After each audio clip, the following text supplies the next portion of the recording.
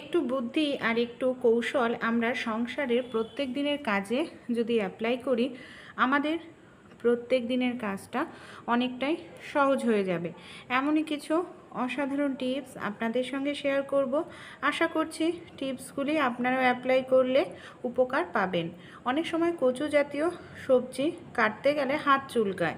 আমরা অনেক সময় নানা রকম রেসিপি করে থাকি গ্রেটার দিয়ে বা ঘষে থাকি। সেক্ষেত্রে একটি কাঁটা চামচ এইভাবে আপনারা মানে কচুর মধ্যে আটকে নিন। তারপর আপনারা গ্রেটার দিয়ে এইভাবে গ্রেট করবেন। দেখবেন এতে আপনাদের কচুর যে রসটা সেটা হাতে লাগবে না, যার ফলে আমাদের যে হাত চুলকানোর সমস্যা হয় সেই সমস্যাটাও কিন্তু হবে না। দেখুন, ছোট্ট টিপস, উপকার মানে আপনারাই উপকার পাবেন। তাই অবশ্যই যাদের কচুতে হাত চুলকায় এই কাজটি একবার হলেও করে দেখবেন। অনেক সময় আমরা চিলি চিকেন করি, স্যুপ বানাই, তাতে না রসুন কুচি কুচি করে দিলে খেতেও ভালো লাগে, দেখতেও ভালো লাগে। অনেক সময় ঠিকমতো কুচি কুচি করতে খুবই অসুবিধার মধ্যে পড়তে হয়। তাই একটি কাজ করতে পারেন, এইভাবে রসুনটাকে রেখে ছুরি দিয়ে হালকা চাপ দেবেন।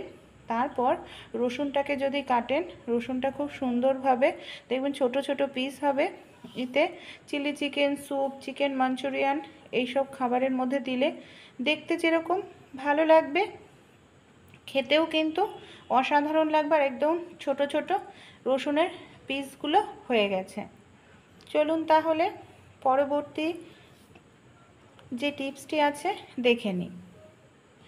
অনেক সময় একটি একটি রুটি করতে গেলে অনেকটা সময় লাগে, ঠিকমতো গোল হয় না। তাই একটি কন্টেনারের ঢাকনার সাহায্যে এখন অনেকটা রুটি তৈরি করে নিতে পারবেন। প্রত্যেকটা রুটি একই মাপের হবে, কোনোটা ছোটও না বড়ও না। এখানে আমি রুটি তৈরি করার লেচিটাকে দেখুন একটু বড় করে নিয়েছি, একটি ঢাকনা নিয়ে নিয়েছি কন্টেনারের।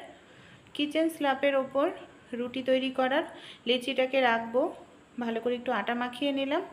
তারপর এটাকে আমরা বড় করে বেলে নেব, মানে অনেকটা বড় করে বেলবো।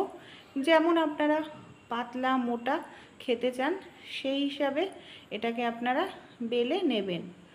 তারপর এইভাবে বড় করে বেলে নেওয়ার পর আমরা যে কন্টেনারের ঢাকনাটা নিয়েছি সেই ঢাকনাটা এখানে নিয়ে নেব। ঢাকনাটা এইভাবে রাখবো আর হালকা করে চাপ দিলেই রুটিগুলো হয়ে যাবে।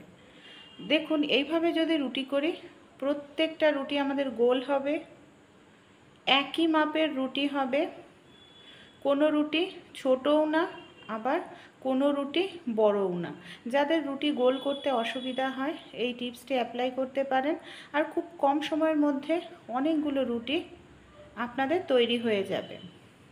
বাকি যে রুটি তৈরি করার লেচিটা রয়েছে সেটাকে আবার গোল করে নেব। তারপর একইভাবে আমাদের এটাকেও বেলে নিতে হবে। বেলা হয়ে গেলে ওই ঢাকনাটা দিয়ে আবার আমি এর মধ্যে রুটি মানে এইভাবে করে নেব। ভালো লাগলে টিপসটি অ্যাপ্লাই করবেন। যারা নতুন, রুটি করতে অসুবিধা হয়, গোল হয় না, তারা এই টিপসটি অ্যাপ্লাই করলে রুটি গোল হবে আর প্রত্যেকটা রুটি একই মাপের হবে। চলুন পরের টিপসটি দেখে নিই। ছোটো মাছ কাটতে অনেক সময় খুবই বিরক্তি লাগে। আমাদের বাড়িতে এই ধরনের যে নারকেলের মালা থাকে নিয়ে নিন। নারকেলের মালার সাহায্যে যে কোনো ছোটো মাছের আঁশ সেকেন্ডের মধ্যেই দেখুন ছাড়িয়ে নেওয়া যায়। নারকেলের মালা প্রাকৃতিক, তাই কোনো রকম ক্ষতিও হবে না। এইভাবে শুধু উল্টো করে একটা টান দেবেন, 1 সেকেন্ড লাগবে একটা মাছের আঁশ ছাড়াতে। বড় মাছ হলে হয়তো একটু বেশি লাগতে পারে, তাই এই কাজটি অবশ্যই করবেন। খুব দ্রুত আপনারা কিন্তু মাছের আঁশ ছাড়িয়ে নিতে পারবেন, কিংবা আপনারা এইভাবেও ঘষতে পারেন। এই দেখুন আমি এখানে এইভাবে ঘষে নিচ্ছি। তারপর এখানে আমি নিয়ে নিয়েছি একটি কাঁচির সাহায্যে আমি এখানে মাছের ডানা, কানকো, লেজ এইভাবে কেটে নিচ্ছি।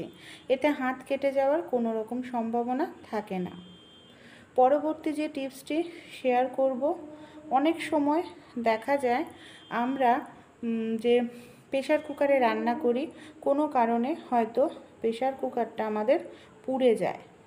আর প্রেশার কুকারটা পুড়ে গেলে প্রেশার কুকারটা পরিষ্কার করতে আমাদের অনেকটা সময় লেগে যায়। তাই যে চা খাই আমরা, চাটাকে ফেলে না দিয়ে চা পাতাটা দিয়ে দিলাম প্রেশার কুকারের মধ্যে।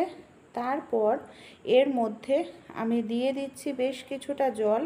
এবার কি করব, প্রেশার কুকারের ঢাকনা বন্ধ করে দিচ্ছি আর এটাকে গ্যাসের ওপর এইভাবে বসিয়ে এটাকে সিটি ওঠার আগে পর্যন্ত অপেক্ষা করব। যখন শিস হবে 1 মিনিট পর, তখন আমরা গ্যাসটা বন্ধ করে দেব। দেখুন এখন গ্যাসটা বন্ধ করে দিচ্ছি, ঠান্ডা করে নেব প্রেশার কুকারটাকে।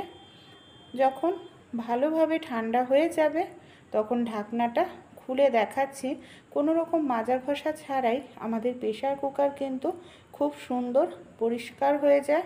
একটি চামচ দিয়ে এইভাবে এবার আমি ঘষে নিচ্ছি।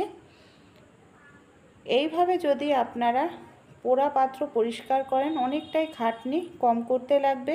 ভেতরে যে তেল কাষ্টি নোংরা আছে সেটা দূর করার জন্য একটি স্কচব্রাইট দিয়ে 1-2 সেকেন্ডের জন্য এইভাবে একটু ঘষে নেব, ব্যাস।